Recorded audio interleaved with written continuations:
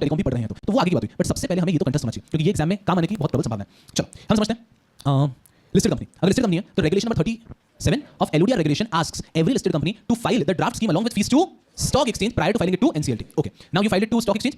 Only after receiving no objection letter from stock exchange you can go ahead and file the draft scheme with NCLT. This is 37 over, खत्म हो गई बात। फिर आता है हमारा 94 regulation number 94 of LODR regulation. It says as soon as stock exchange has received the draft scheme, stock exchange will be working on no objection letter and stock exchange has to file the no objection letter along with the draft scheme to SEBI within 30 days from receiving it or within 7 days from receipt of satisfactory reply or chartered accountant's opinion.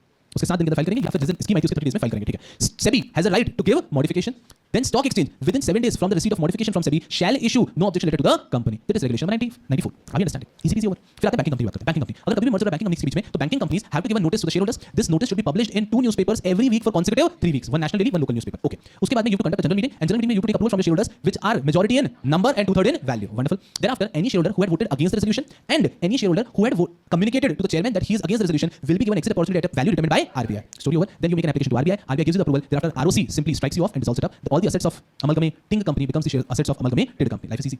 फिर आते हैं NBFC होगा. तो NBFC होगा 3 additional grounds आएंगे. पहला, if NBFC has violated any norms of RBI or SEBI, then NBFC have to take the corrective actions before the scheme of amalgamation merger. Second, NBFC has to comply with KYC norms. And last is yes, if NBFC has any lenders, then NBFC has to ensure कि वो lenders से भी approval लेगा. Whenever you complete a chapter, don't just see the book and revise it up. Close the book and then try and revise it by yourself. फिर आपके 4-5 point missing होंगे. फिर आप देखोगे वो 4-5 पॉइंट क्या है. अदरवाइज आप एग्जाम में ब्लैंक जो कहते हो तभी होते हैं क्योंकि आपने खुद से तो रिवाइज नहीं किया. तो ensure revise in that fashion. फिर चैप्टर में कुछ नहीं बचता है.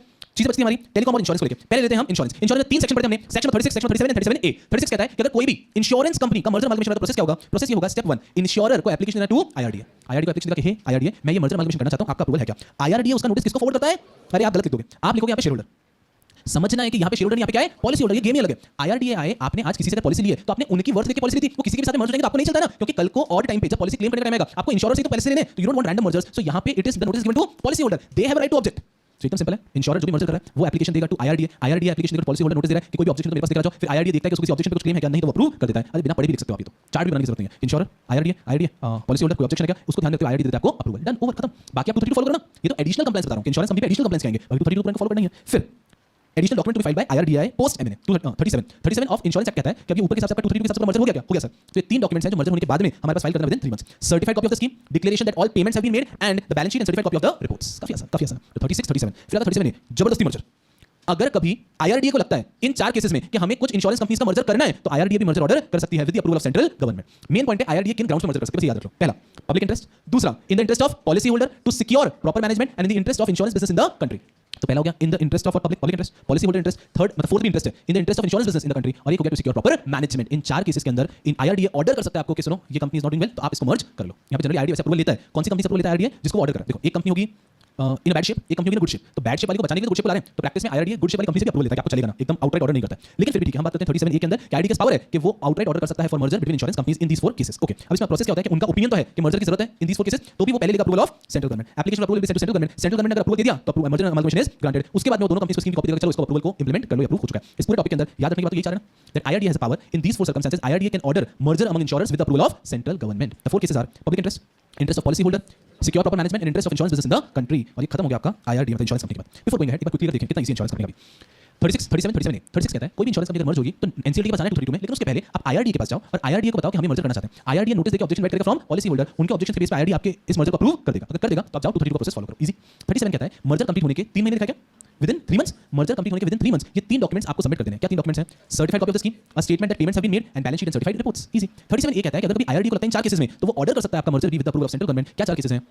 Public interest, interest of policy holder, proper management को सिक्योर करना and last is interest of insurance business in the country. टिंग टिंग टिंग खत्म हो गई बात. यस सर जी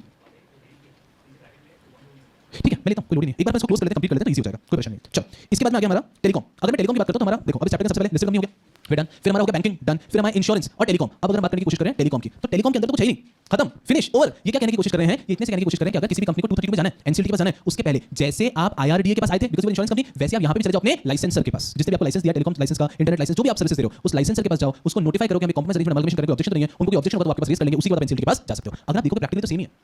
इंश्योरेंस कंपनी में आईआरडी के पास गए थे, उनको कोई प्रॉब्लम नहीं, उन्होंने अप्रूवल दिया, तब आप एनसीएलटी के पास जा रहे हो। उसी प्रकार से यहाँ पे भी आप लाइसेंसर के पास जा रहे हो, उनको कोई परेशानी नहीं है, तब आप एनसीएलटी के पास जाओगे। Same and easy.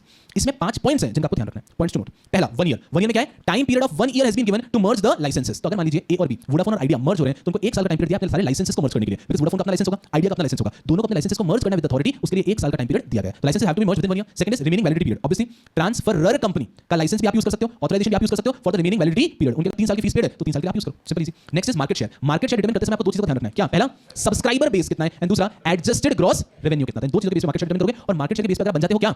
Significant market power, तो आपको एडिशनल रूल्स एंड रेगुलेशन को कंप्लाई करना पड़ेगा। और एक पॉइंट बचाता है कि आपको पे करना होगा spectrum usage charge as applicable as payable to the government time to time. तो ये 5 पॉइंट है एकदम आराम से।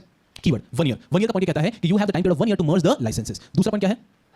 Validity period. You can use the licenses or authorization of the transferor company for the remaining validity period. Third is market share. For determining the market share, you will take subscribers base and adjusted gross revenue into consideration. अगर आप इस market share के base पे बन जाते हैं, significant market power, तो in that particular case आपको क्या करना है? आपको additional rules apply करने पड़ेंगे, और आपको spectrum usage charge पे करना पड़ेगा as applicable from time to time. And that is all. If you are doing this, you're done with chapter number 9. Done, खत्म हो गया, over. Are you understanding? These are 3 chapters which are actually very, very, very small chapters.